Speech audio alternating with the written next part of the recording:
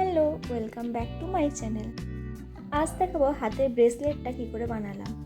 প্রথমেই আমি দুটো চুড়িকে আঠা দিয়ে ভালো করে জুড়ে একদিনের জন্য শুকনো হতে রেখে দিয়েছিলাম।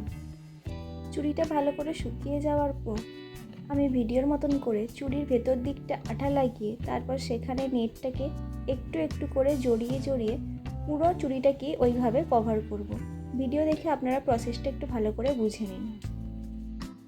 একটু পরে গ্লু লাগাচ্ছি আর নেটের কাপড়টাকে ওই গ্লুয়ের ওপর দিয়ে জড়িয়ে দিচ্ছি। এইভাবে পুরোটা কমপ্লিট হওয়ার পর আবারও ভালো করে ভেতর দিকটাতে বেশি করে একটু গ্লু লাগিয়ে নেটটা ওখানে ভালো করে আটকে দেওয়ার পর এক্সট্রা নেটটা কেটে দেবো। তারপর সেটাকেও আমরা শুকনো হতে রেখে দিয়েছি। শুকিয়ে যাওয়ার পর এর ওপর আমার স্টোন দিয়ে কাজ করা শুরু হবে। দেখুন আমার কাছে এরকম দুটো ক্লিপ ছিল চুলে গোঁজার, এরকম মাথায় তাতে ফুল করা ছিল। এগুলো অনেকটা পুরানো হয়ে গেছে বলে আমি আর এগুলো ইউজ করি না। এরকমই একটা ক্লিপ থেকে একটা ফুল আমি ভেঙে নিয়েছি, নিয়ে ওটাই আমি চুড়ির মধ্যে ব্যবহার করব। প্রথমে একটু মোটা করে আঠা লাগিয়ে নিয়েছি, তার ওপর আমরা ওই ফুলটাকে চেপে বসিয়ে দেবো, দিয়ে ওটাকে আবারও শুকনো হওয়ার জন্য ছেড়ে দিচ্ছি।